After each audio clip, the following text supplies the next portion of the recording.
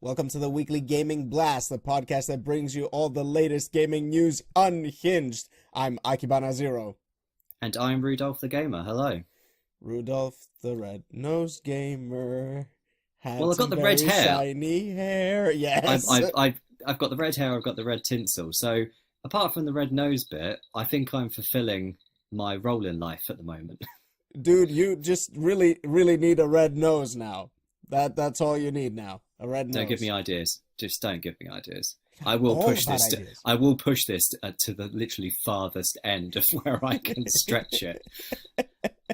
Gonna look like the clown from It in a very Christmassy sort of way. I don't know. I think I look better than the clown from It. Give me some credit. Oh, excuse me. I'll just rephrase it. You're gonna look like a handsomer clown, handsomer, more festive clown from It. That's what you're gonna look like. How you been? Oh, I've been very well. I've got a bit of a cold today, but otherwise I have been fantastic. How have you been? How are things your end? I'm just going crazy with all of these things that have been happening lately. Yeah, it's been a week. Let's put it that way. It has been a week. A very interesting week and an even more interesting weekend, but we'll get to that right after this. What have you been playing lately? The only new things I've been playing this week is I've been playing the demo of Lost Sphere. Ooh. On Switch, the new JRPG by the makers of I Am Setsuna. And you can tell it's made by the people that made I Am Setsuna on pretty much every level. The gameplay is slightly unique, but still fits within the traditional JRPG structure.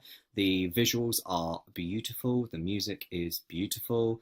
I'm very much looking forward to this coming out in January if I have any time to play it.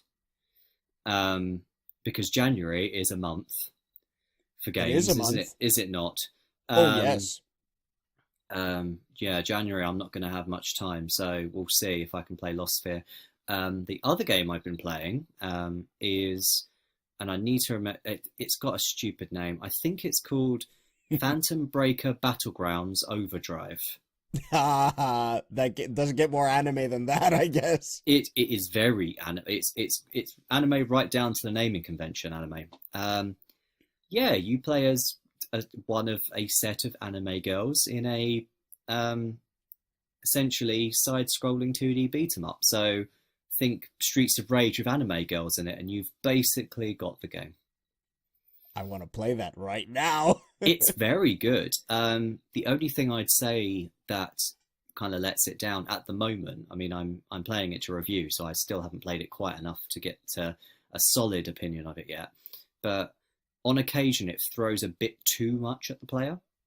Given that the player has only so many tools, it seems that sometimes they throw just a little bit too much at the player, which obviously the player can't deal with. They don't have the tools to deal with it, and it can get quite frustrating because of that. But otherwise, it's a solid little game.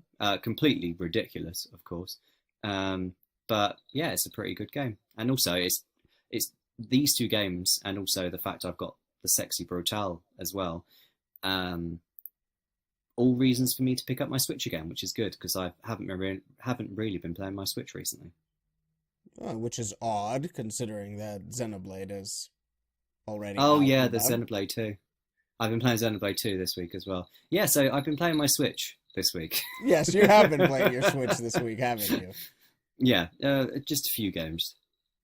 A dabble, shall we say. You're dabbling a little bit in some games. Like Xenoblade is just some game. Which has been exactly the game that I have been playing as well. I've been playing a lot of Xenoblade. I'm really enjoying it. It's massive world, amazing music. I'm loving the characters. I love the story. I love all the whole concept behind it is great. But I think the combat is just one of the best parts about it. I can't get enough of the combat. I just want to keep comboing. It's ridiculous.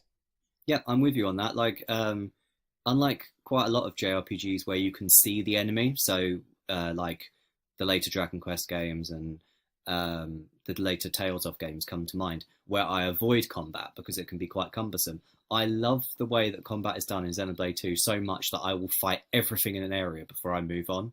Yeah, same here. Or at least, or at the very least, if because the enemies do tend to respawn occasionally as well, I will just fight every enemy on my way to my destination, which takes some time. Yeah, it means it takes me ages to, I don't know, to cross a room, but I really enjoy the combat, so I don't mind. Yeah, it's really, really fun. And yeah, there have been some people who haven't really gotten it, so to speak, but I don't know. It's clicked from the very first moment because it's like, yeah, you chain attacks together to make some bigger explosions and bigger attacks. What's not to love? And also, have you like worked out some of the chained supers yet? Where you end up in like this massive cinematic kind of combo ender thing. No, although that is fun. No, the where you do one super and it changes the properties of a potential second super by another character. No. Is that the fusion combo? No. To give you a tip, if you still have Dora in your team, Tora, sorry, and you still have, and obviously you have Rex and Pyra. If you do Tora's level 1 super, if you then have a level 2 super with Rex and Pyra, it will change the properties of that super if you do it. Oh, well, that's the one I've been doing the whole time. You need to make sure it's the level 2 one. Yeah. Or higher. Level 2. Because then it changes the property of the super from its standard animation to Volcano, where it will have a area of effect attack that comes out after it that lasts. And I've been doing that the whole time. There you go. So you've been doing it the whole time and you didn't even know you were doing it. Yeah, there we go. The properties are, yeah. So there you go. That's well, to be fair, that's a Xenoblade thing. Quite often there are occasions in Xenoblade where you will do things and not really know quite how you've done them. But that's the joy of the game. I really enjoy that aspect. Yeah. And of course, the other game that I've played a little bit is the Monster Hunter World Beta, but definitely we'll be getting into that a little bit later in this podcast. And speaking of podcast, we have a job to do, and that is we need to deliver all of this amazing stuff that has happened all across the Game Dome, and we're gonna kick it off with the Megaman Livestream. Phew. Capcom. We thought you'd forgotten about Mega Man, and you clearly haven't, have you? Wow. What do we even... Which aspect of this do we start with? Because obviously it comes down to 3 major points.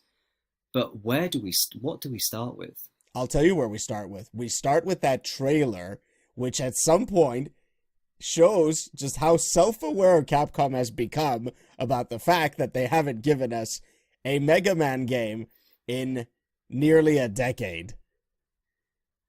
That aspect of the trailer really killed me. That, hey, we haven't had a Mega Man game in this amount of time. Don't worry, though. Big surprise here for 2018. Poof. Big announcement. Mega Man 11. Ah. And it's glorious. This is, I think, where you and I will deviate a little bit, because I was not impressed by Mega Man 11. You weren't? Mm-mm. Okay. To me, it gave me way, way, way too many "this looks like Mighty Number 9" thoughts as I was watching that trailer. Banish the devil, banish the demon. Don't say that name ever again. And that bodes ill for me, because personally, I really liked Mega Man 9 and 10. The kind of retro callback ones, I really liked them. Especially 9. I mullered 9. I really enjoyed it. But yeah, I wasn't impressed by 11. I mean, Capcom, come on, prove me wrong. But visually, I wasn't impressed by it. I'm impressed it exists. Of course I am, because Capcom haven't seemed to care about Mega Man the last few years. But yeah, prove me wrong, Capcom. Prove me wrong. I will totally agree that at this point, we can't just all of a sudden say like, they announced a new Mega Man, all is forgiven. We're not worried, praise Capcom and all that. No. This is what I've been saying, is that Capcom has entered the path of redemption here. They haven't exactly walked through it a good distance. It's more like, hey, we're just here at the beginning. We're trying to show you guys that we still care about this franchise. And that, I know that it gave you Mighty Number 9 vibes because it gave me Mighty Number 9 vibes. And for an instant there, I winced, and I was like, oh God. Oh God, flashbacks. My $20 that went to Inafune's pocket. Just floated into the ether. Exactly. But I'll tell you something. It wasn't the fact that they showed us the gameplay that really caught my attention. It was the developers talking about the game that instilled some faith. Like, particularly the guy, the main concept designer, who spoke about how he was asked to kind of design Mega Man for a newer generation. And when he explained his thought process behind it and, showed off the design, which I have to say is amazing, it's not, I wouldn't even call it a redesign. I call it more of a maturation, a more mature Mega Man, who seems a little bit older. He seems a little bit cooler, and at the same time, he seems more evolved. He's still like the Mega Man that we know and love, but a little bit more evolved. Okay. And I thought you're so much more hyped than me. For Mega Man 11. I am. I'm definitely hyped. Mega Man. I grew up with Mega Man, man. I still remember the day my best friend way back when with his Game Boy, and he had this game called Rockman from Japan that some uncle of his bought for him. And I remember slotting the damn thing in and us playing, because we can't read Japanese, obviously. We don't know what's going on in this game. And we have to select one of the 4 robot masters. You know what we initially thought this was? A character select screen. We thought that we were choosing one of these 4 characters to play as. And because we were so bad at the game, we couldn't make it to the boss fight. We never knew that, no, we are Mega Man and they are the enemy. So it was a crazy time. But after, I got into the games and the Nintendo and the other Game Boy games and everything else that came out on Super Nintendo, I mean, I just fell in love with the challenge and the characters and the designs and all that. It was just like, there's my childhood right over there. Mega Man. Okay. So yeah, is it worrisome? Is it worrisome? I will not disagree at all. It is. We still got to see the full game. We still have to see that. And right now we've just seen a glimpse. So yeah, it all remains to be seen at this point. But that's not necessarily a bad thing. No. I mean, they can't mess this up. They must know that they can't mess this up. Otherwise, they're going to have hell to pay. So we'll see. I'm reserving judgment. You're hyped but reserving judgment. So we're both remaining quite level-headed about this one. We have to. But it's definitely a day 1 buy for me. Unless something really bad shows up down the line. Like loot boxes or whatever. I really hope it doesn't. Because I'd hate you to be disappointed. Again. You mentioned Nintendo during that. So we can't really talk about the Mega Man Livestream without talking about the fact that Capcom are bringing the Legacy Collections 1 and 2 to Switch. Yes, my dream. Is that the first 8 Mega Man games? 10 Mega Man games. Okay, so 9 and 10 as well. Yeah. Wow, that's a lot of gameage. It is. And bringing it to Switch as well. I can't imagine a easier console to launch across the room if I get annoyed. Insta buy. I mean, to me, it's perfect. And even taking into account what I told you about the Game Boy and everything, to me, Mega Man I associate with Nintendo. So there you go, easy buy for me. And also, it's and this is something that we will come back to later at a latter part of the podcast, I'm certain.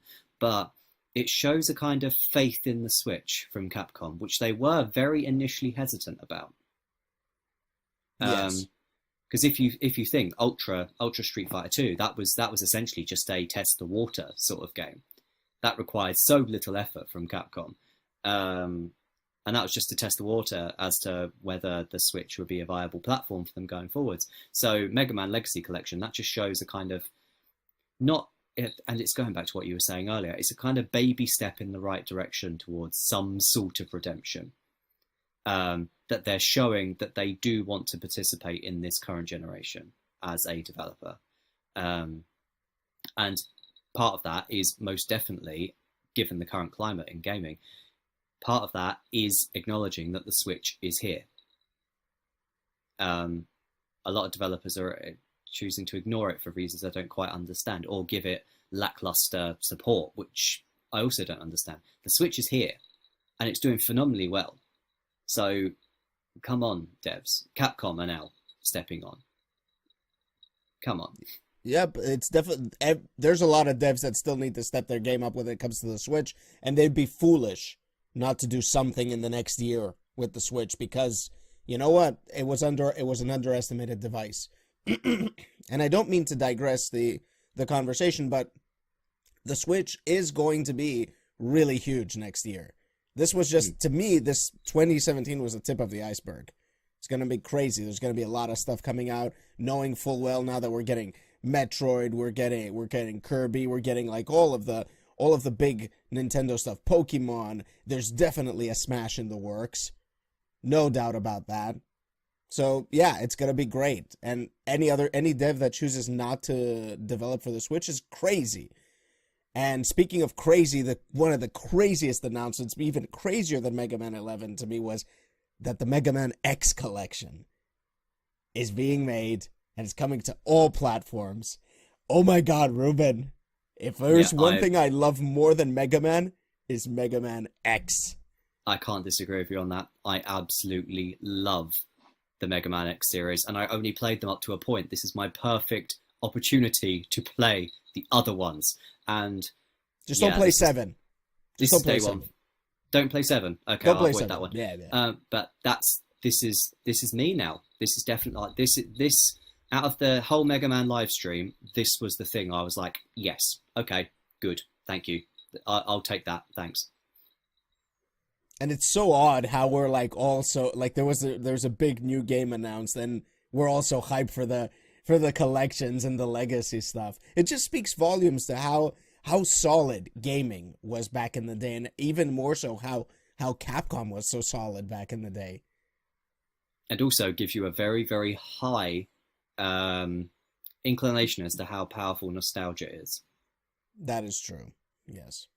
Another thing that we will come back to probably later on in the podcast. Not just probably, for sure, Z's, it's gonna happen. For sure, Z's. But let's move on, because Capcom hasn't stopped the doing good train just yet.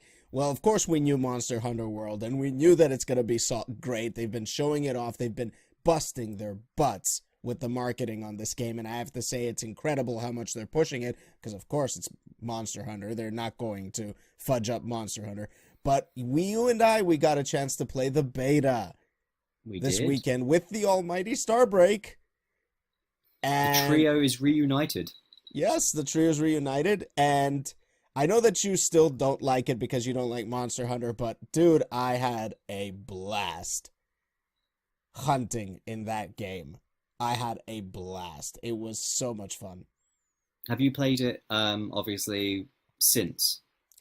Yes, I played I played and managed to finally kill the intermediate monster with my friend Charlie, who's been doing the designs for us here. Thank you, Charlie, one more time. And yeah, we had a great time together as well. We had a lot of fun hunting, just the two of us. It was great. Really fun. I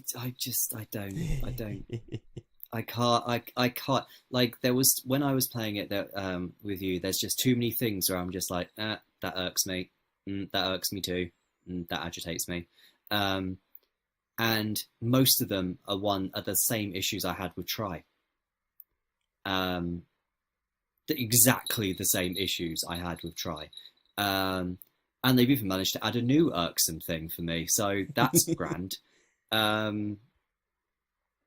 But yeah, Monster Hunter World's not going to be for me. But that doesn't mean that game isn't breathtaking to look at. It's gorgeous, isn't it? Jeez Louise, that is a beautiful game. and that's only the beta, and Yeah, it looks amazing. and this was a good beta, though, you have to admit. Like, they gave you access to three quests of differing difficulty. They give you all of the weapons, which is definitely a staple for Monster Hunter demos at this point. They give you access, but they not only that, they had like what, 5 or 6 different armor sets. Yep, and then like just 3 or 4 armor sets for the palicos. Palico. The palicos, yeah. And you had like 6 different types of palicos. You could actually choose different preset character customizations. It was such a solid beta. Access to the training area, which I thought was a brilliant move on their part, because it's really nice. It's a really nice training area. It tells you the combos you can do, how to use your weapons. It's really solidly done. I do wonder how robust the character creation tools are going to be. I've heard it's actually more extensive than past Monster Hunter games, which makes sense considering it's on a PlayStation, right? Plus, also they're competing in terms of character creation, like flexibility. I mean, you've seen it, the Comrades Final Fantasy 15. Like, any character creation tool lower than that now is going to appear really lackluster. Because there's just so much depth in that character creator. Like, the only thing I don't expect to see in terms of character creation in Monster Hunter is like to adjust the size of the body. That's just something that Monster Hunter traditionally doesn't do. I think it's mostly to do with the general aesthetic of the game, that they don't want to tamper with that too much. Like, there's a familiarity to looking at looking at a character and knowing that it's a Monster Hunter character. Like, even look at the proportions of the character Monster Hunter in MVCI. You just know it's a Monster Hunter character immediately. Although if I can, I'd rather not look at MVCI. Oh yeah, no doubt. If that's all right. I'll get into something later, because this has to do with Street Fighter, and we're getting into that at the end of the podcast. But yeah, there's a hilarious image that popped up on Twitter that that just killed me. Okay, anywho, I will hear about that later. Anyway, since you really like the aesthetic of the game, I'm pretty sure you're gonna love the videos I'm gonna make in the future once Monster Hunter is out. Probably. No, the thing is, I watch them anyway. I watch all of your content, but it's just not a game that I personally enjoyed. I enjoyed playing with you guys, but that's because I was playing with you guys. It wasn't that I was enjoying playing the game per se. It just felt like a weaker version of other games I've played, and I would rather be playing those games. So, like, for instance, I thought it was very cool that my sword and shield turned into an axe, but I couldn't help but think, there's transforming weapons in Bloodborne. I'd rather be playing Bloodborne. And yeah, that was just my thoughts on like almost everything in the game. Just looking at things going, well, that's great. That's fantastic. But, yeah. But I'm really happy that you're enjoying it, and I'm really happy that quite a lot of people are actually, I've seen on Twitter, quite a lot of people are enjoying that game. So any good game that gets people happy and gets people playing is a good thing in my books. Absolutely, yeah. But generally, yes, so far with their big franchises, Capcom is doing good. But, you know, at least the last thing we would expect, they would fudge up Monster Hunter. But yeah, anywho, let's move on. There was another big event that happened recently. A really big one. The Game Awards. Yep. There were announcements. There was stuff shown. It was a good show. It was one hell of a good show. I mean, this came like mid of the week, didn't it, as well? So we would I've lost track. I have lost track of like the last week or so, just simply because so much has happened. I mean, for instance, like the Game Awards. Do we want to cover some of the winners? Let's cover them. Have a chat about the winners. Why not? Spoiler alert for those who may want to watch it. Yeah, if anyone who hasn't watched it, go down into the description. There'll be a link to the next topic, more than likely, because Akibana is so efficient. But so there's been there were some games I agree with, some games I don't necessarily agree with. Like, once again, I don't agree with PlayerUnknown Battlegrounds winning anything. That's a personal thing to me. I think because the game's not finished yet, it shouldn't really be eligible for awards. Mm-hmm. I just don't agree. And it won Best Multiplayer. That was a popularity win by miles. It was like, oh, this is the next hot thing. We should give it an award. It's a blatantly obvious thing to me. I respect it, but I don't agree with it. Oh, I think it's I think it's a fantastic game, and it's got a lot of people. Well, I don't personally think it's a fantastic game, but by power of numbers, it's a popular game at the very least. But because it's not finished yet, I genuinely do not believe it should be eligible for awards. But that is just me. One of my favourite games of the year won Best Art Direction and Best Indie Game. Best Debut Indie Game, which is a weird category. So Cuphead. Yep. Oh wait, and also Cuphead won Best Independent Game. So it won Best Debut and also Best Independent overall. Cuphead deserved all of that. I can't think of a indie game in my head that came out this year that I put on quite as high a level as Cuphead, especially in terms of art direction. There's more beautiful games this year, but in terms of the sheer uniqueness of that game, I cannot think of another game that's on its level for art direction this year. And it's indie. That is something that needs to be resaid many, many times. It's indie, and this art direction is off the chain completely. Mm-hmm.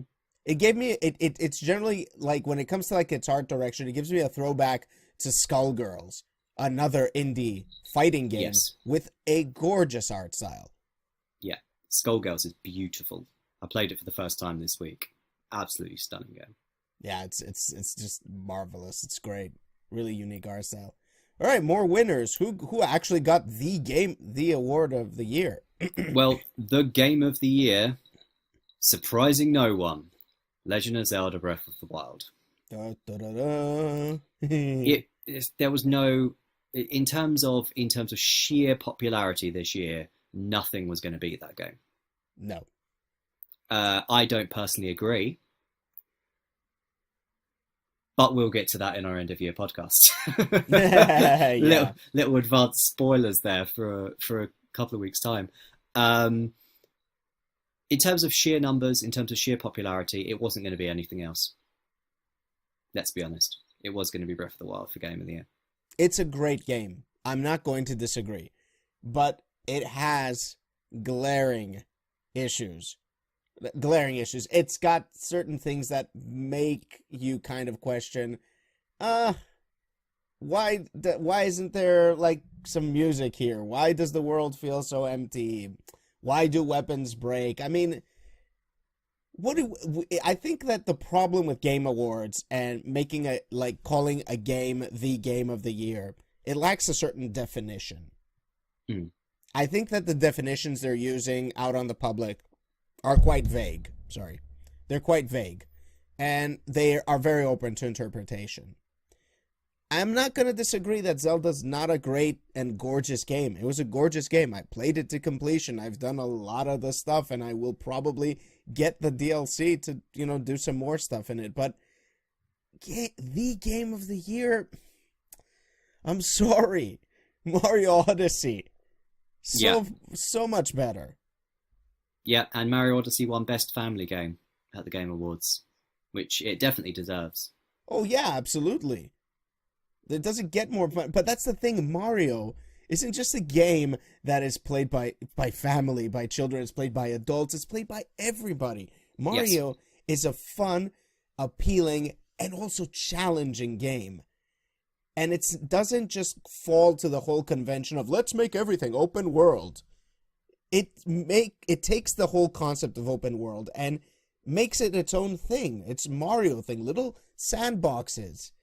That's how good Mario Odyssey is. And I feel that taking Zelda that was turned into open world Zelda and saying this is game of the year, too predictable and too easy. Yeah. I mean, speaking of which, I mean, whilst we're on the topic of Mario Odyssey and Breath of the Wild, based on Breath of the Wild, Nintendo themselves did win the Best Studio / Game Direction award at the Game Awards, which they absolutely deserved. Yeah, absolutely deserved. All you need to do is look at this year for Nintendo first-party games. I mean, it may be an heavily underrated game, but ARMS. Then you've got Splatoon 2. Mario Kart 8 Deluxe, I know it was a port, but still. Breath of the Wild, Mario Odyssey. They would have had a very heavy hand, if not an actual full hand, in Mario and Rabbids Kingdom Battle, which won Best Strategy as well at the Game Awards. Oh, really? I did not know that.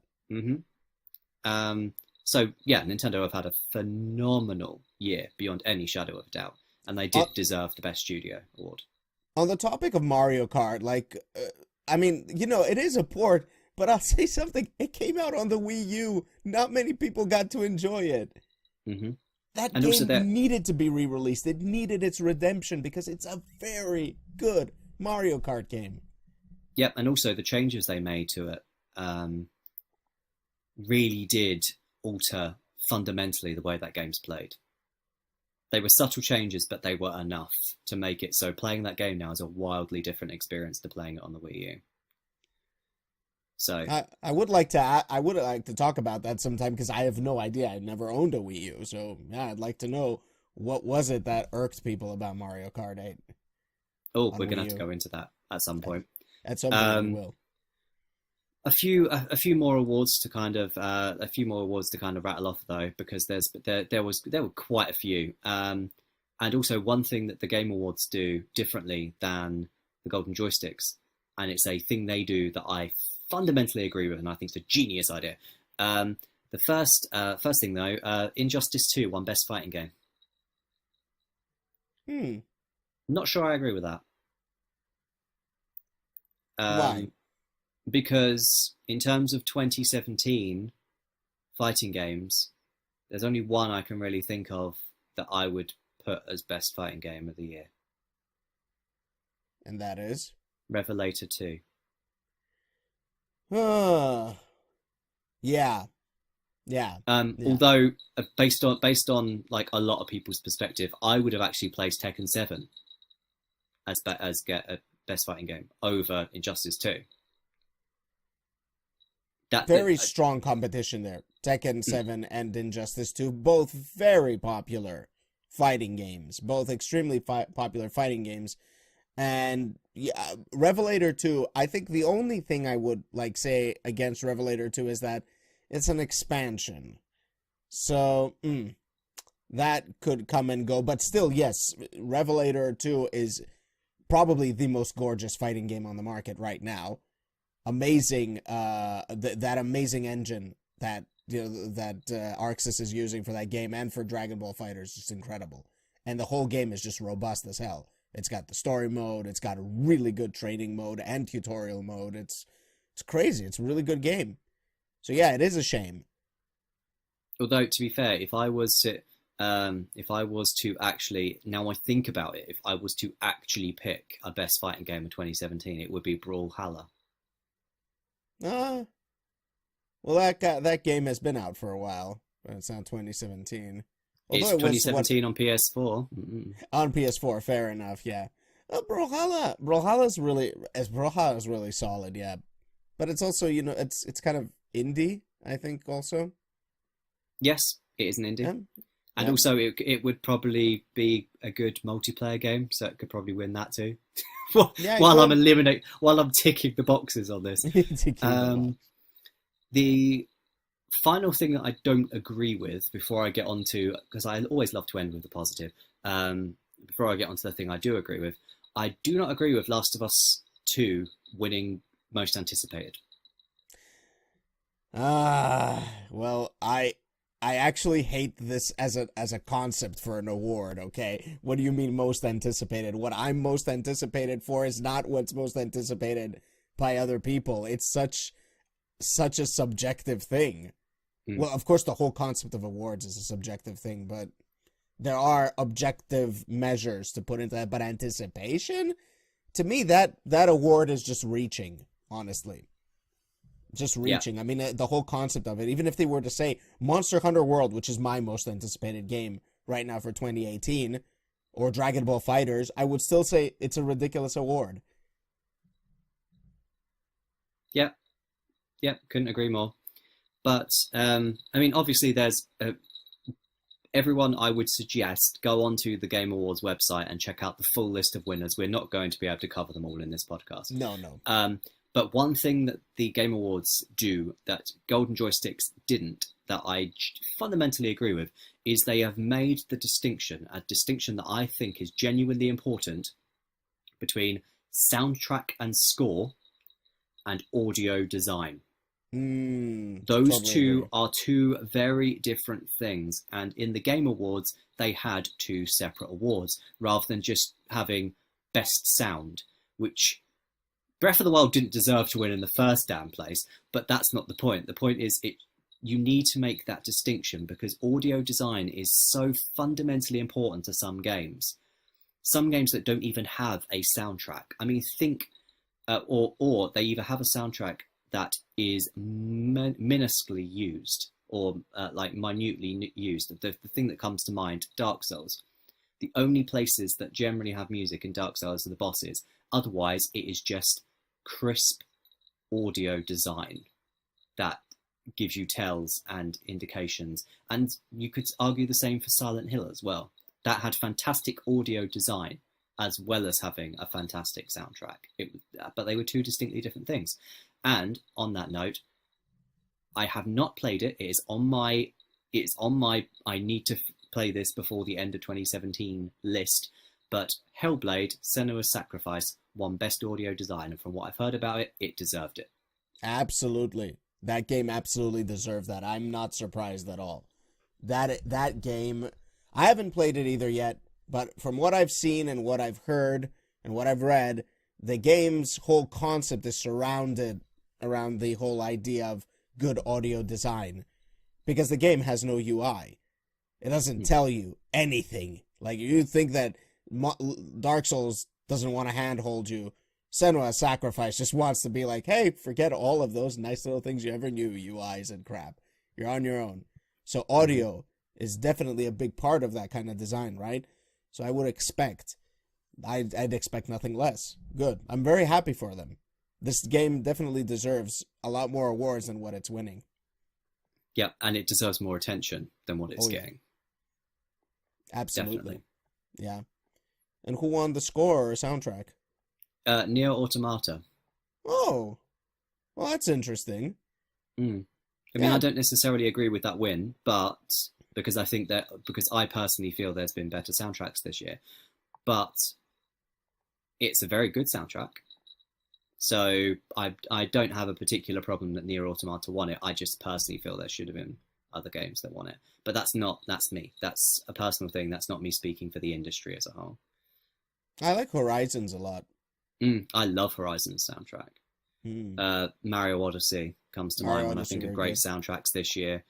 There's just been some really good games in terms of soundtrack. That Persona 5. Yes. Persona 5. Amazing score. What the? Okay, now I'm sad. Although Persona 5 won Best RPG, you'd be pleased to hear. Should be. Man, that game is incredible. Have you played it? No, it's one that is also on my list, but I don't have time for these things. And you need to devote time to Persona 5. That game's incredible. I've heard its soundtrack though. Its soundtrack is amazing. I'll let's play it for you if you want. No, I feel that's the sort of game you need to play yourself. Yeah, like Hellblade. I can't imagine Hellblade being a game that would work as a let's play. You'd need to play it yourself. Nah, I don't think it works as a let's play. Even though I planned to do it, but in the end I felt, that's probably not going to work.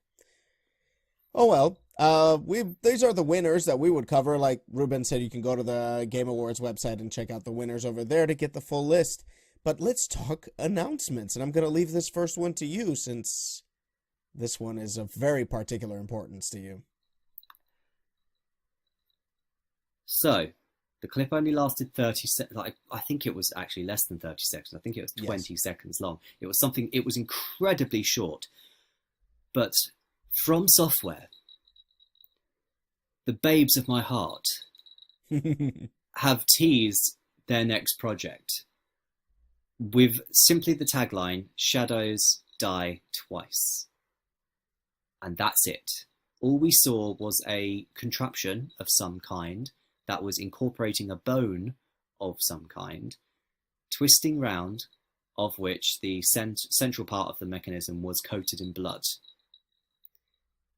So obviously, most people think that's Bloodborne 2.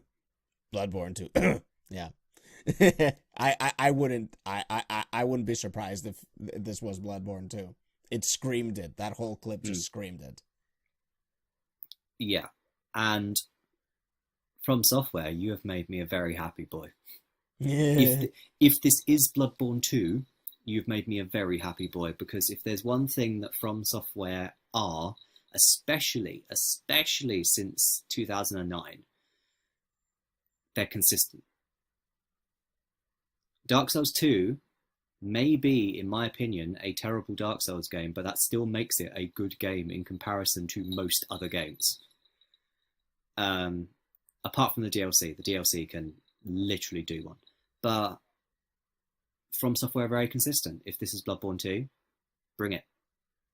I will quite happily put myself through that torture again. Yes. Can't wait. I'm pretty excited for this as well. I want to play a Soulsborne game at the same time as everybody else. I want to stop patient gaming it. Because, yeah, although I do have to finish Bloodborne 1. But yes, this is incredible. It was a great tease. I thought it was a great tease, and I loved the tagline in the end, that shadows die twice. I loved it. It's great. I mean, it just says so much. It just screams that it's Bloodborne. I am 99.9% sure that's what it's gonna be. Well, the thing is, it does scream Bloodborne, but it has all of the hallmarks of From Software's usual vague advice and signposting, and I love that. I think that's such a clever thing, because the thing is, if you take Shadows Die Twice as just at face value as three different words, it could potentially be actually three different games that I can think of off the top of my head. Three different games? Okay, explain.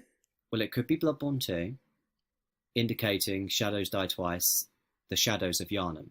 Mm-hmm. So there's a clear kind of linguistic comparison there.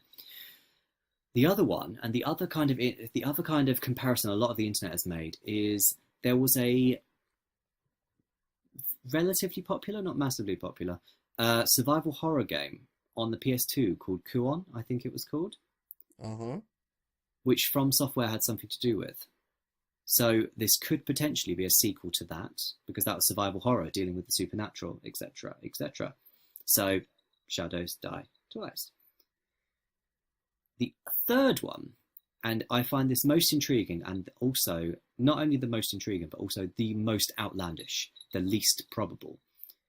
There is a particular license that From Software own, a particular franchise they own, that hasn't seen a game in a very long time. And the last games that have been in this franchise were not made by FromSoft. And the franchise died a death because the franchise owners at the time tried to be too clever with it. That license, which FromSoft own, is Tenchu, Stealth Assassins. Ooh, wow, that is very outlandish. Very outlandish, but one of the kind of ongoing themes in the Tenchu franchise is to do with shadows. So, and also the amount of characters in Tenchu that ended up, you thought they were dead, but they weren't. They were actually resurrected, blah, blah, blah, undead, that sort of thing. It's not too outlandish. I mean, it is outlandish, don't get me wrong. It's more than likely going to be either Kuon or Bloodborne 2. But that is a franchise they're sitting on and not doing anything with. Which saddens me, because I really love Tenchu. I love Tenchu. I'm so sad that they ended up messing it up because they tried to be too clever with it. But it's a possibility. I mean, but obviously it's incredibly outlandish, and I don't think it's likely. But it's there. Well, let's hope for the best. Let's hope, because all three propositions just sound absolutely amazing to me. And speaking of amazing, there is another amazing. Not this is not one announcement. We got two announcements over here, which is absolutely amazing, and I'm super hyped for it because I never got a chance to play these games. Bayonetta 1 and 2 are being ported to the Switch. And on top of that, Bayonetta 3 is in development.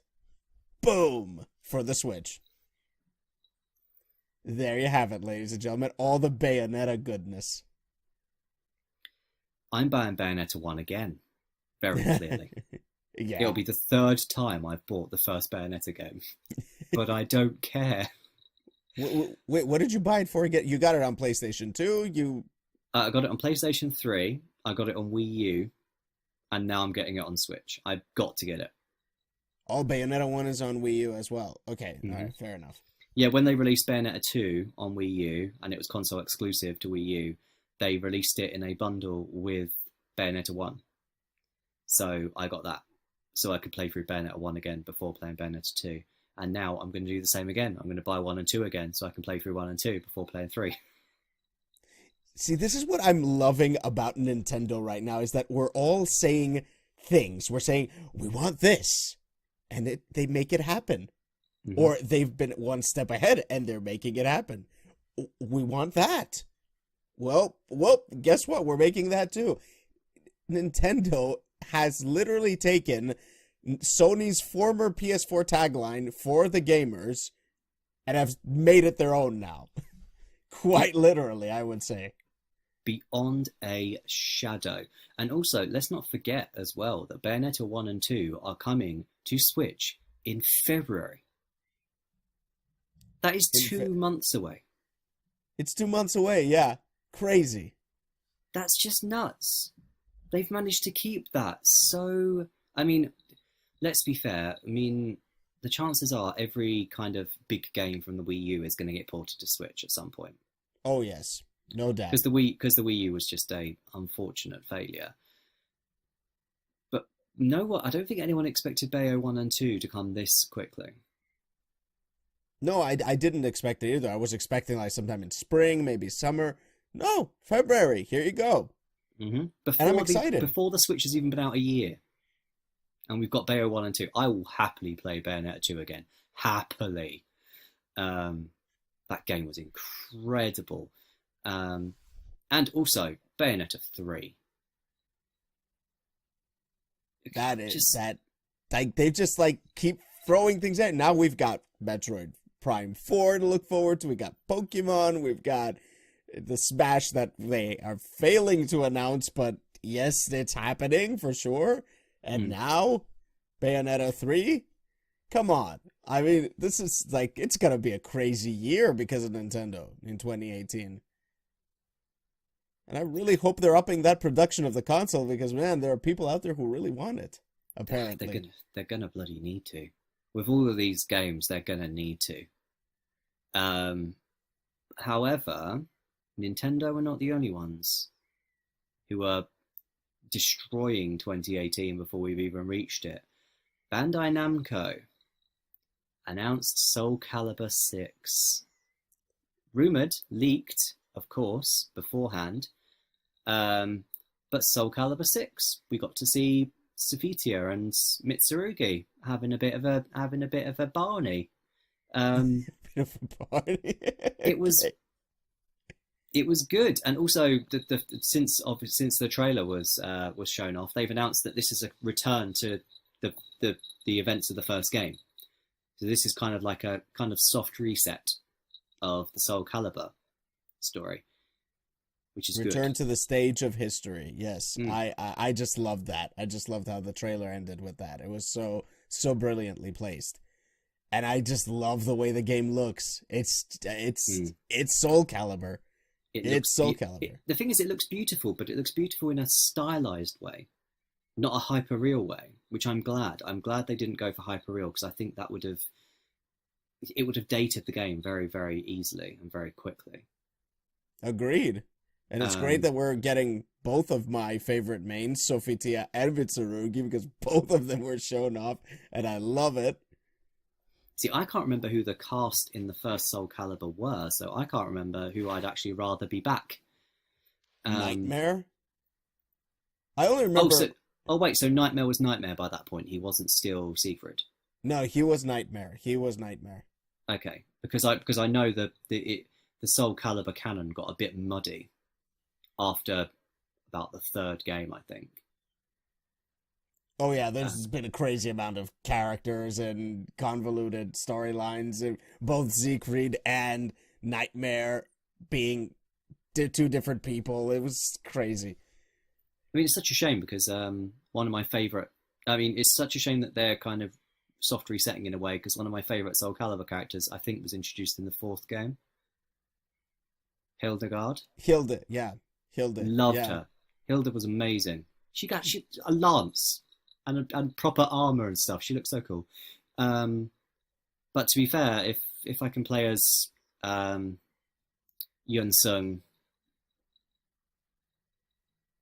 I think Killick. But Killick was Soul Calibur 2, wasn't he? Introduced. He was, yeah. Yeah. Hey, I wouldn't mind if they brought back some of that cast into, like, even if it is an earlier point in time. Yeah, they still could. I mean, if they're soft resetting, they can do anything they want with it. Just retcon. I don't care at this point. Oh, although there was a really good character in the third game as well. Zasalamel. Oh yeah, I liked Zasalamel. But yeah, Soul Calibur 6, fantastic. I'm so glad it's happening. Just show us some more. Show us some more is exactly what I want to also say to Hideo Kojima. Oh yes. Who I still have no freaking idea what it is that he's working on. I really don't understand Death Stranding at all, even though they showed us yet another quite extensive, I don't want to call it a trailer, more like a cinematic gameplay video. It's more of a proof of concept, isn't it? Because it's not a gameplay video at all. I don't know what the heck that is at this point. I can't even describe it. Like, you have to go and watch it to understand. It's Norman Reedus is his name? Yeah, Norman Reedus. Norman Reedus. And he's got a baby in a thing. And he's got a baby inside his throat. What's going on? What is this? I'm lost. See, we kind of knew this was going to happen. Because Kojima's always been a little bit, I think eccentric is putting it about right. And before, for all of their faults, and they do have a copious amount of them, Konami kept him reined in. Sony are doing no such thing. Sony are just letting him get on with it, and this is what's happening. He's been unleashed. It's like this is he's like, at this point he's like, this is not even my final form.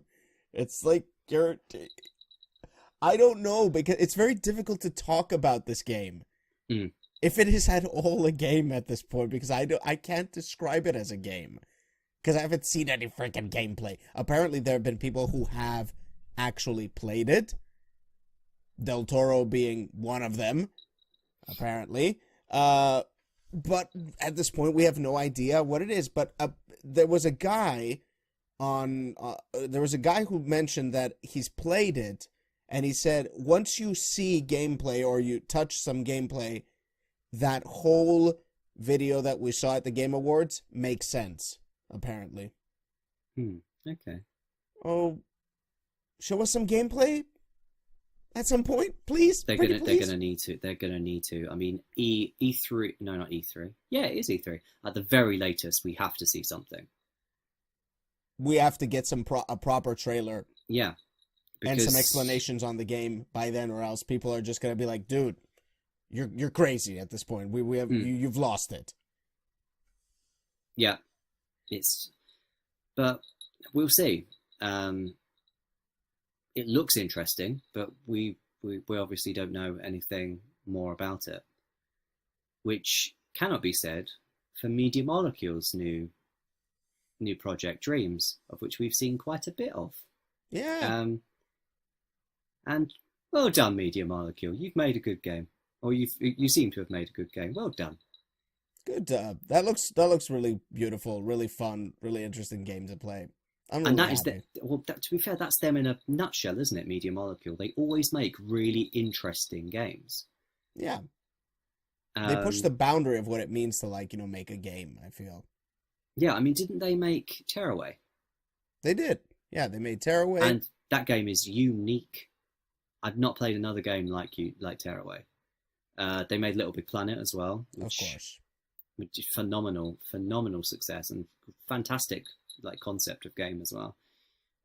So yeah, Dreams. Bring it. Dreams. Can't wait to pick that up either. Moving on very quickly now, Breath of the Wild 2's Breath of the Wild second DLC has been shown off as well. Link is riding a motorcycle. The Ballad of the Champions. The Ballad of the Champions is what it's called. Again, Link is riding a motorcycle. And you gotta put that out there a second time. But to slightly but not quite paraphrase Captain Jack Sparrow, why is Link riding a motorcycle? Is that a reference to the Why the Rum? Yeah, why is the rum gone? Yes. But why? Why is he riding a motorcycle? Because we can. Well, evidently, Nintendo can do whatever they want now. Exactly. But okay, fair enough. It's all right. It's all right. I mean, it looks pretty cool. It looks pretty rad. It's strange as hell, but hey, I'll take it. I'm fine with that. I mean, we have to say though, the best thing about that announcement for a lot of fans was the fact it came out immediately after the announcement. Literally, that announcement came out. You can download this now. Yes, which is genius. That's Nintendo doing something that Nintendo have done quite a few times actually. Their proper bait and switch thing, and I love it. I love the fact they do that. Yeah, I love it when anybody does that, which recently has been happening more and more, I have to admit. Mm-hmm. Agreed. Yeah, well done, Nintendo, and a lot of people are enjoying it, and fair play to them. Yep, and to wrap this up over here, another mini announcement for an expansion to a game. Fortnite is getting a 50v50 game mode, multiplayer mode. 50 versus 50. That's a huge team to have to fight against. I cannot imagine anything more frustrating. I knew you would hate the idea. I can't deal with a 5v5 on Splatoon without getting frustrated. 50 versus 50 just sounds like chaos. Yeah. It's just chaos, but I think that's what they're going for. Let's do something crazy and chaotic here. Yeah, why not? Okay, great. I mean, it's bad enough that, they have already this whole battle royale thing where it's you versus another 99 people. Let's do 50v50. That's going to be fun, right? To be fair, that sounds less frustrating than a 100-man battle royale, if I'm perfectly honest. 100-man battle royale is a frustrating experience, my friend, especially when you're super bad at playing these games. Which I am. Yeah, and me too. No doubts about that. Right. Well done. Righto. Well, we're going from one talking about frustrations over here. We're going to jump into something that kind of frustrated a few people, I have to admit. PlayStation Experience 2017. Not exactly the greatest PlayStation Experience to date, I have to say. Lackluster. That is the word I would use. Yes. I mean, they did say it was going to be about talking with the developers and hearing from the developers. They did say that. Okay. But I have to ask this question, and it's the question that everybody's been asking. What the hell is up with all those sofas? What the heck is up with all the sofas? I'll paraphrase Jack Sparrow one more time. Why the sofas? It's. I think they just wanted to make it a very kind of personable, chilled experience. But because, and I think PlayStation Experience suffered for this, because it fell between two fantastic events, it was always going to look more lackluster. Plus, also, not everyone is into VR, Sony. There was a lot of VR at PlayStation Experience 2017. A lot of VR. And I cannot understand how The Last Guardian is going to work in VR. Oh yeah, that was an announcement. What about the Wipeout VR?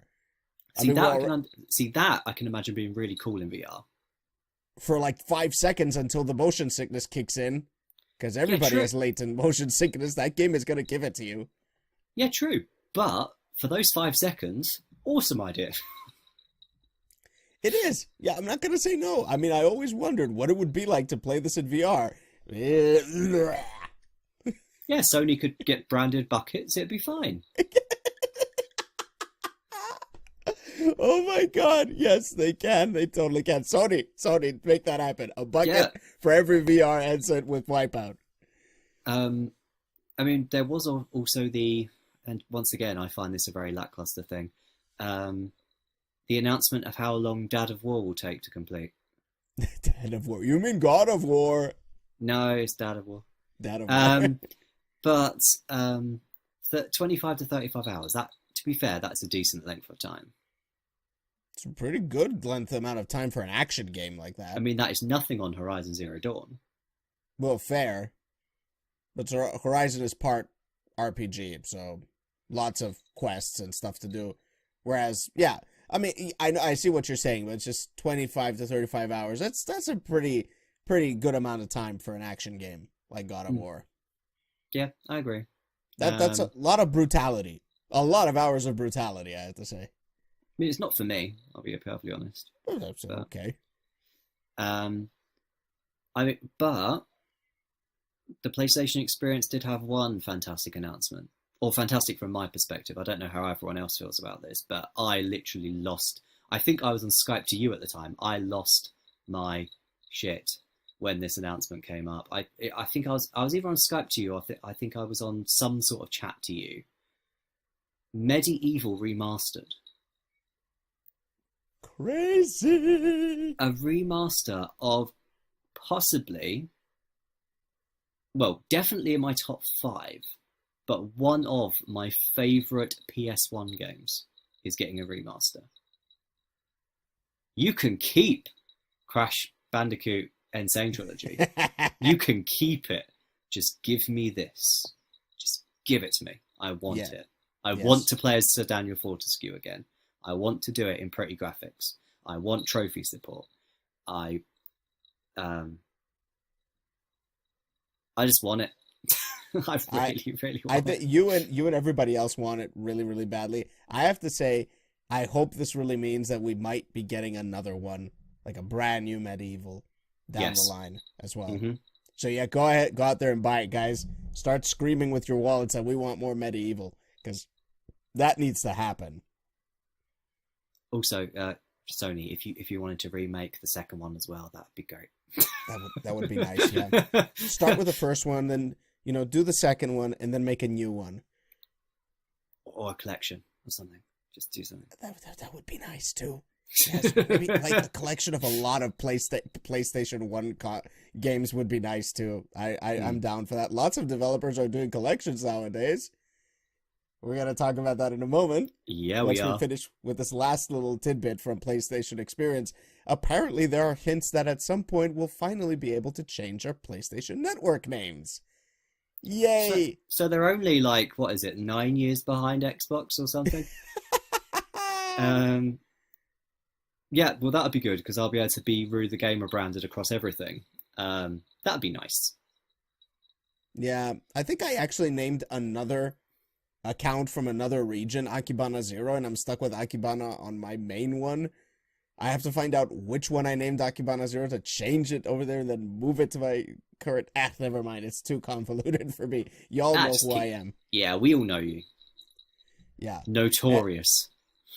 I'm just going to leave a final note about the whole VR thing. I mean, I know that, for most of us, for most people right now, VR isn't really a thing. I just love that Sony and developers that are supporting the PSVR are showing faith in the technology. VR needs its time. It needs time. And the only way to give it time is by continuously giving it more software. So I'm glad that is happening. So let's not completely knock the fact that, more VR is happening. Maybe it doesn't need to be that prevalent, but it's great that this is still happening. That we're still seeing software, that this is not another Vita at the moment. See what I did there? Yeah. Oh, I love it. Fun like times. A side swipe at the Vita. I love it. Absolutely love it. Brilliant. I'm actually very disappointed with that. I thought the Vita was a genius device, and then it ended up amounting to nothing. It's a fantastic device. It is. We won't disagree. Right, but I still can't justify buying one. Any Hoosers, moving on. We had the most fun thing and the most exciting has been saved for last. At least it's exciting for us because, we're fighting game people, we're Street Fighter people. We love Capcom Cup. And that was truly a weekend of Capcom Cup, to be sure. It blows last year's out of the water in terms of sheer entertainment. And production value. Yeah. A lot more organized. They decided to make it a 3-day thing, which was very good and was really good for the competitors because a lot of them had problems with the scheduling last year. Mm-hmm. Yeah. Oh, and nobody's door hit them on the head on their way into the stage, which is also positive. Yeah, it's a minor positive, but yeah, it's a positive. Yeah. Yeah, at least somebody got their head split open or anything like that. Not that it happened last year, but, those doors are not really that dangerous.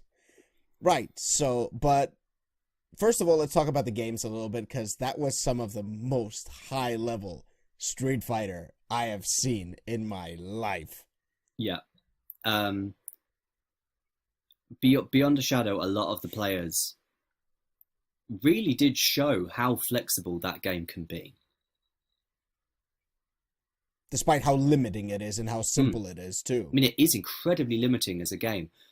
But, the key example I can think of, and it's the one I immediately go to whenever I think of someone very much experimenting with the game's mechanics and coming up with something so tremendously unique, Itabashi Zangief. Oh, yes. The use of the V trigger was just exquisite. Using it for essentially zoning, drawing the opponent in to SPD them, it was glorious, absolutely glorious. Every single time he did it, every single time he did a V trigger activation, I was like, how is he going to use this now? And he never disappointed. Itabashi Zangief was incredible. And the V skill usage. The way he was dealing with birdie cans and bananas and stuff, not mostly against Mena, who had most of the match against Itabashi completely under control, but playing against Problem X's birdie, he just he used that V skill so expertly. I mean, that just comes to show that for most players, all of this V system it looks very limiting. But at the same time, there could be some hidden potential that we're just not thinking of. Yep.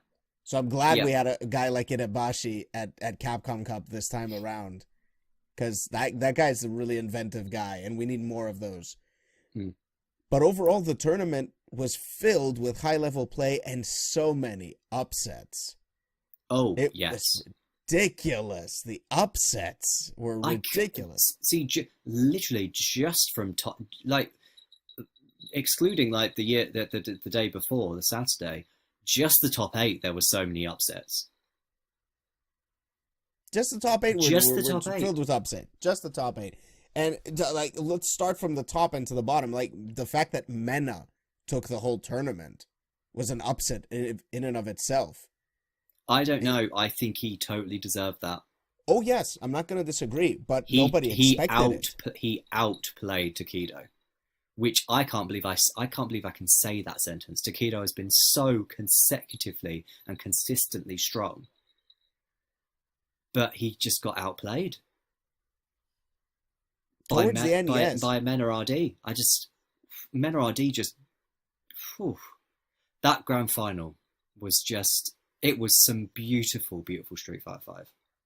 Although Tokido was incredibly dominant in the beginning, it was almost everybody was almost like, oh, he's just gonna, it's not even gonna reset, and it went so. But the amount of focus, like collecting himself to be able to turn that tidal wave that was coming at him, that was Tokido, to turn it around like that, which is, it blew my mind. It breaks my heart that Tokido didn't take it. I think that Tokido absolutely should have taken it.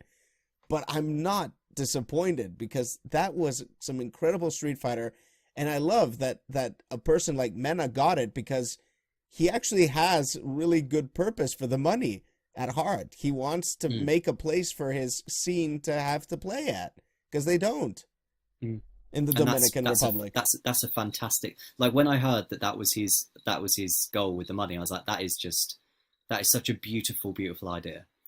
Because I didn't quite appreciate how, until I wasn't in it, because I'm not in it now, I didn't realize how much I love the Brighton FGC. And now that I'm away from it, I still play games, obviously, with a few of you, but like I'm not able to attend the meets and everything, and I miss it. So for him to want to use the money to make it so his players, his local players, have somewhere to meet up and play, like that's such a wonderful and beautiful idea. It is, and I love that was his purpose all along. And it was great how his friends came up to the stage, they hugged him, they cheered. It was moving. It was a story to tell about Capcom Cup, and that's something that the FGC needed badly recently. The Street Fighter scene really needed this really badly, and I think Mena did us all a pretty fantastic favor that day. Yeah. Agreed.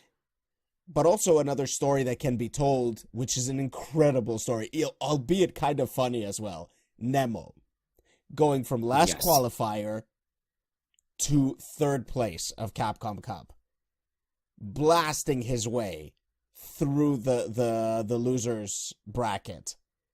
And he decimated last chance qualifier as well. Yeah.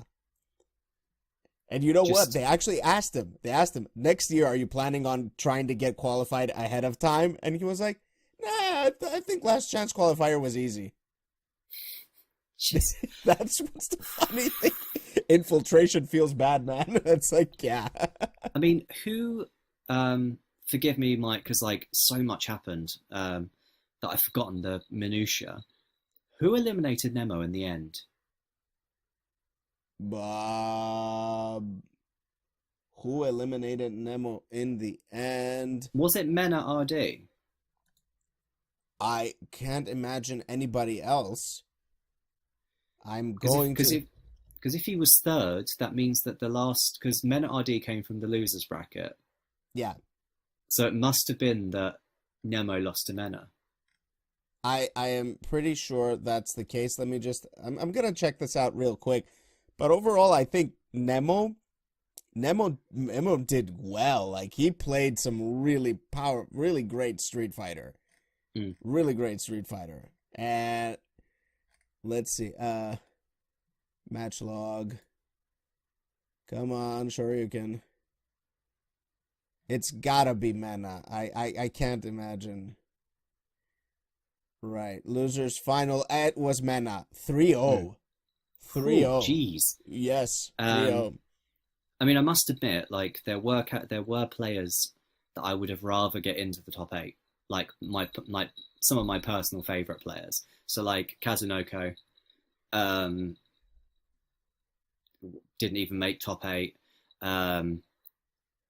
Daigo was just pretty much destroyed by Moke. Yeah, although that was still top 8. Like, we were in it was still top 8, but Daigo went out. Yukadon. Actually, Yukadon, yeah, incredible player. But one player we do need to give a little bit of focus to before we move on to the announcements or anything that happened there. Problem X. Ooh, yes. Ooh, yes. Another story. Another great story to tell. This guy has like the most amazing bison I've seen this year. The most amazing bison. And he went from being the dark horse of the entire event to making it all the way to top 8. Completely, almost close to decimating Nemo in top 8 losers. That game made it down to the wire. Crazy Street Fighter play, crazy bison stuff. Like, the guy pulled out every trick out of the hat. And I have to admit that last little bit of decision he made in the end to squeeze out the damage that wasn't really worth it in the end. He could have used that meter for something else. But anyway, that's not here nor there. That was some crazy good games. And I tip my hat to Problem X because that was such a great showing. He played so well. He was just so clean, and once again, he kind of goes in with this idea of Street Fighter V, the Capcom Cup this year, of just experimentation, just doing things with characters that we're not used to seeing, and therefore, obviously, their opponents wouldn't be used to seeing either, and just catching them off guard. And we also cannot forget that Problem X was one of only 2 players in the top 8 who was not Japanese. Exactly. Him and Menaradi. And Problem X was British. A homeboy. So no Americans in the top 8. There was no Americans in the top 8. Yeah, thanks to Moke, the American Dream Crusher. Moke was very good, though. I know we've spoken about this, and you weren't the biggest fan of Moke. But it's undeniable that his Rashid was good, at the very least. I think he just generally kind of a little bit showed his young age with some of his demeanor. I think he had this little wry smile every now and then, which is very unlike a Japanese person, I have to say. It kind of surprised me. But overall, I also am not, I just generally don't like Rashid, so I'm not going to get into that discussion. But, yeah, he played really solid Street Fighter. I'm not going to disagree that. But I will just say, yeah, maybe Rashid needs a tune-up, which he's not getting, but okay. That's fair enough. That's fair enough. Anyhow, let's get super positive now, because I'm not here to bash on Street Fighter. Not after these announcements. Not by a long shot, my friend. Let's take it away. Street Fighter 30th Anniversary Collection coming to all platforms. What does this mean, Ruben? What does this mean? This means that we're going to have a collection that comes out in May that has 12 games from the history of Street Fighter on the same disc, of which 4 of those have online net play, including casuals, ranked, etc. What this means is I'm going to be able to play Third Strike and Alpha 3 again. Because I can't remember all of the Street Fighter 2 incarnations on it, but I know there's a lot. But there's Street Fighter 1, 5 different Street Fighter 2 iterations, of which I cannot remember all of them, but obviously includes 2 Turbo, Hyper Fighting, because those two are online. Then all 3 Alpha games, which is good enough. And then all 3 iterations of Street Fighter 3. So you've got New Generation, you've got Second Impact, and you've got Third Strike. Mwah. And all of that in one nice, neat little arcade perfect package. And that's not all. All of those, arcade perfect, 4 of the games online. So 2 Turbo, Hyper Fighting, Alpha 3, Third Strike, all online. But this collection is coming to PS4, Xbox One, Steam, and Switch. And the Switch. Baby steps towards redemption, Capcom. Baby steps, but they Baby are steps. good baby steps. I might buy this twice. I will probably PS4. buy this twice. PS4 and Switch, because I can't see it not being on my Switch, but I cannot not see it on my PS4, because I'll tell you something, stroke of genius, this collection, and it surprises me how it has never happened before in the history of video gaming. We, as a fighting game community who loves Street Fighter, we always bring like these random little setups to play the old games. This package eliminates that need to bring other little quirky laptops and weird boxes to just play the old games. Now everything is in one tight, neat little package right there in our next generation console. And this also means now that all of the main Street Fighter games are now available on PS4. Exactly. From 1 all the way up to 5. Which should have happened every time there's a new generation. I'm gonna scream this, Ruben. Mm-hmm. It's a license to print money. Yep, agreed. And also, Yes. I get to play Yang again. Couldn't be happier. I know. I want to play more Third Strike. I never got the chance to really play Third Strike, and now I have a chance to really, really play it. And I'm super happy about that. I will see you online when that game comes out. Oh, yes. Pick your choice, whether you want to be on Switch or whether you want to be on PS4, and I will see you there. Probably on PS4, unless the infrastructure hasn't gotten better on Switch. Oh yeah, okay. The netcode needs to be good on these. It needs to be, because Ultra Street Fighter 2 had terrible netcode from what I've heard. GGPO or bust, man. GGPO or bust. Agreed. Because GGPO is what did Third Strike originally, and the netcode was good. It was very good, yes. Mm-hmm. Right, and that's not all that Capcom had to talk about. What else did they show off to us? Sakura. Finally. The first character for Season 3 has been unveiled, and it's Sakura. And boy, do I love this redesign. Agreed. I can't add anything to that. Beautiful. The little have you noticed the microphone?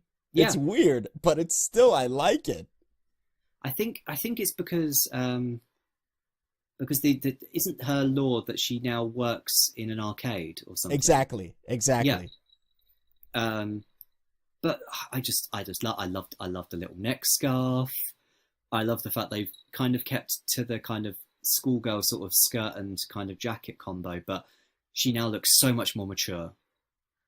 And also she looks like she plays very interestingly as well. Classic Sakura, juggles, crazy combos, interesting mechanics. I don't understand how her V-triggers work. The trailer was amazing, first of all. I mean, I have to preface this, but the showing off of the V-triggers still needs fine-tuning, because I don't understand how the V-triggers work. I think that's good. I think it's good that it means that it's more kind of in the hands of the player. I like that. They seemed kind of similar, like they were extending combos. It just seems like V-Trigger 2 gives her access to upwards fireballs. I'm not completely sure. I'm sure we'll find out. Find out soon enough. All we need to do is wait for a couple of days, and it'll be on event hubs probably. And I love her critical art. Yes. That animation sequence is bananas. It's like they've hired a whole other person to design Sakura. It's leagues above any other critical art in the rest of the game. Leagues. However, if Sakura was it, that would have been good enough. But it wasn't now, was it, Akibana? No, Ono asked this very question. It's not enough? No. Nope. And, oh no, you do know how to treat us. We were treated at the end of the Capcom Cup to the new cinematic introduction for Street Fighter V Arcade Edition.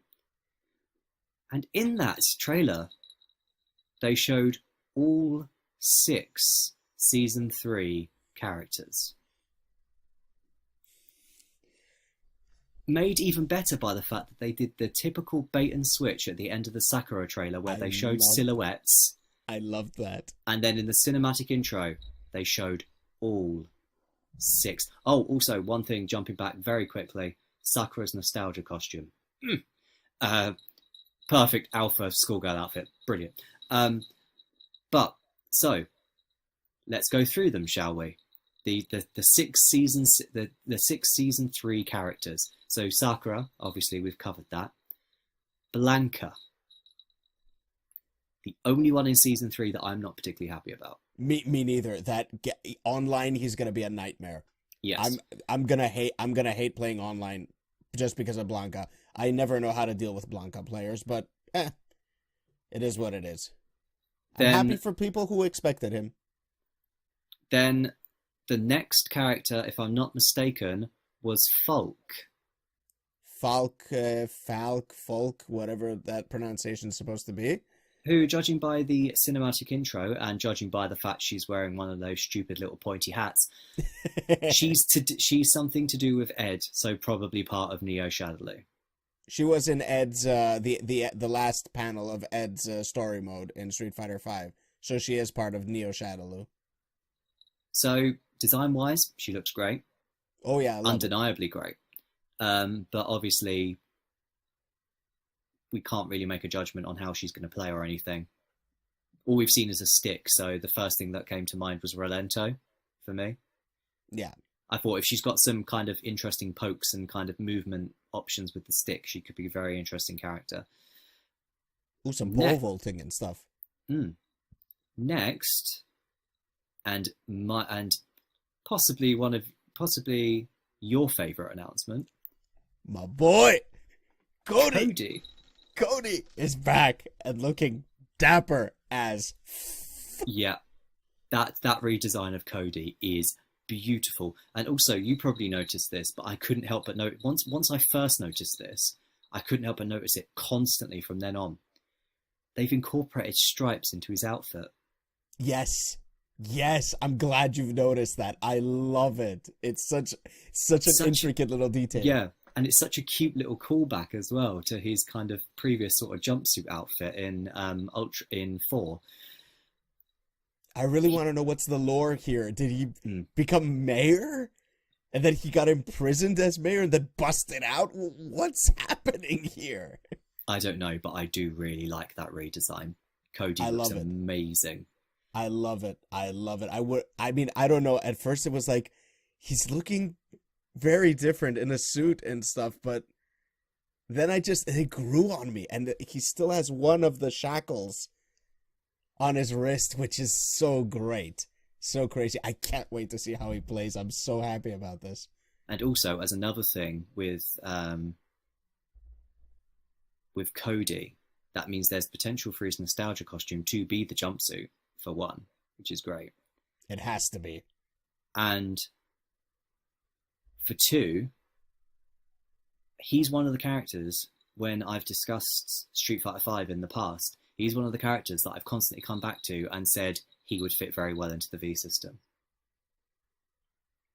And I can't wait to see what his V system is going to be like. I still hope he has Zonk.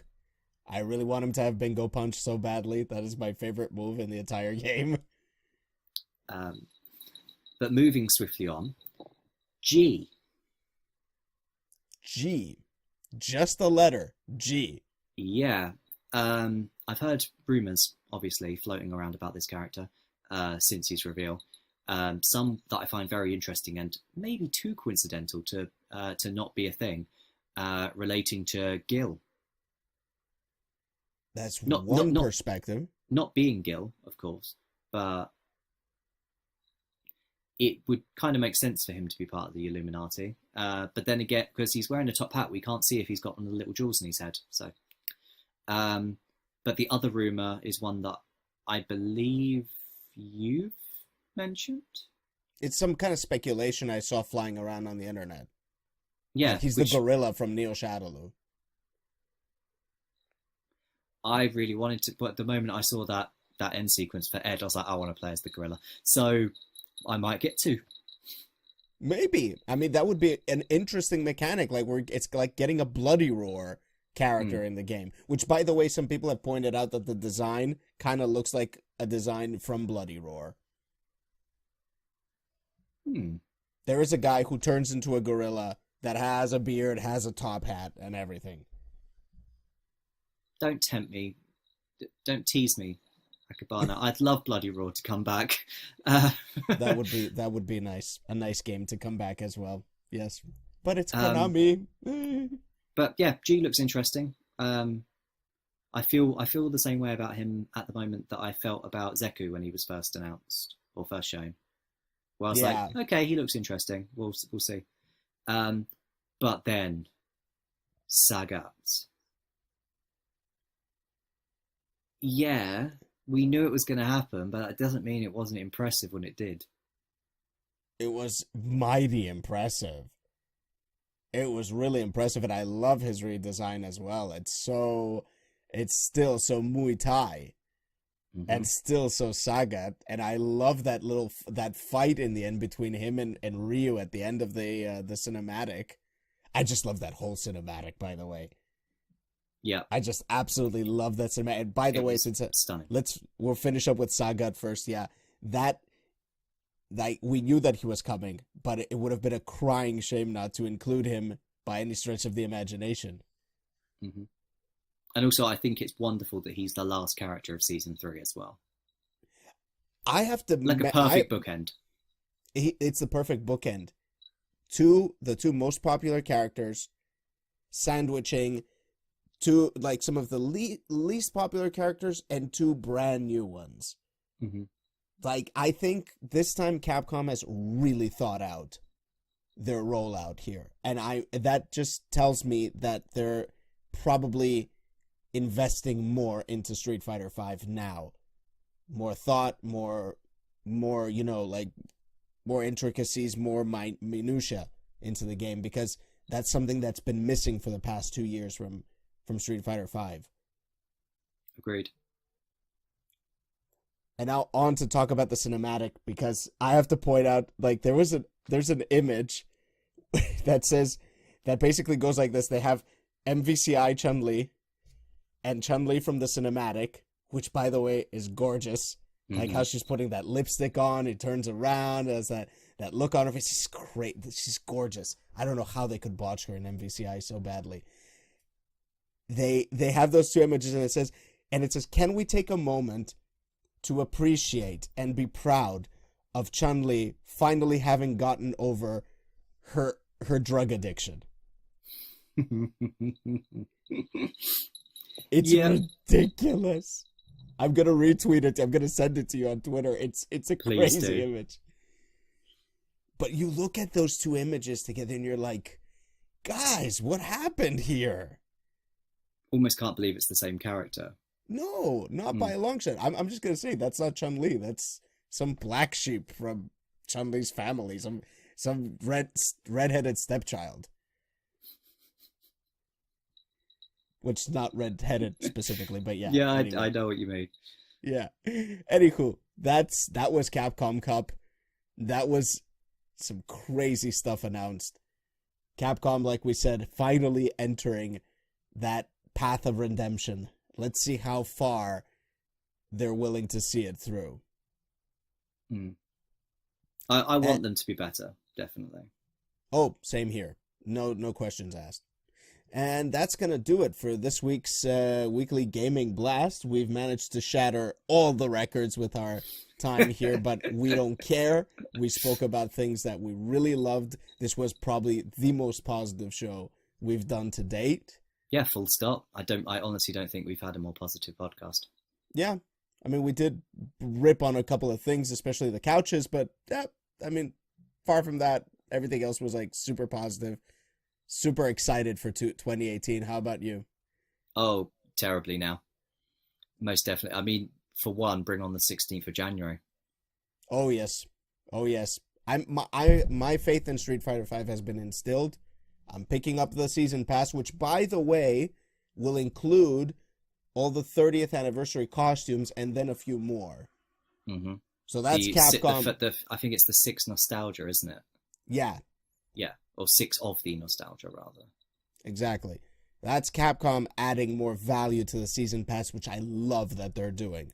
Mm-hmm. I love that they're adding this, because that is one thing that's been missing from the season pass, adding that little bit of value, just to make it more worth it for those who are willing to pay money instead of, just build up fight money. Yep, agreed. Yeah. So yes, I'm definitely picking up that season pass. You got my money one more year, Capcom. Better do well with it. And yeah, that's going to be it for the show. Ruben, real quick, what do you got to share for everybody? I don't particularly have that much. New uploads going on all week on YouTube, like one every single day at 10 p.m. GMT. A couple more reviews are coming up within the next week or so on RueTheGamer.com and NintendoScene.com. Be sure to check those out. That'll be fun. And unfortunately, I'm not streaming for the next week or so, like week and a half. But I'll be back on Thursday, the 21st, with a new stream of perhaps, maybe, fighting EX Leia. So we'll see about that. Yeah, we should totally play that together, because that Agreed. game looks really fun. I'm really excited for it. As for me, I have already, as of this video, I will have already uploaded my latest Ruby reaction and the first in my getting into BlazBlue Cross Tag Battle video series. This one begins, it's kind of not for people, I guess, like you, who are familiar with anime fighters. It's more like for people who have never touched these games before, just to get a little bit of a taste of the series that are going to be entering the fray in BlazBlue Cross Tag Battle. I'm quite hyped for this series, so hopefully you'll enjoy it and check it out on my channel. And yeah, there's also the Monster Hunter beta video that you and I and the almighty Starbreak made together, so that's coming up tonight as well. It must be up by now already, so yeah, check that out. And yeah, that's gonna be it for us. You can follow us on Twitter. You can see the Twitter right over here at AkibanaZero and at RueTheGamer. And of course, you can catch all of Ruben's amazing stuff, his reviews and his videos, and the rage and the salt that comes from his stream at RueTheGamer.com. And of course, you can follow him on YouTube as well as myself by subscribing to both of our channels, which you can do so after the video ends. And that's going to be it for this week's Gaming Blast. Hope you all have a great gaming week, and we'll catch you later. See you soon.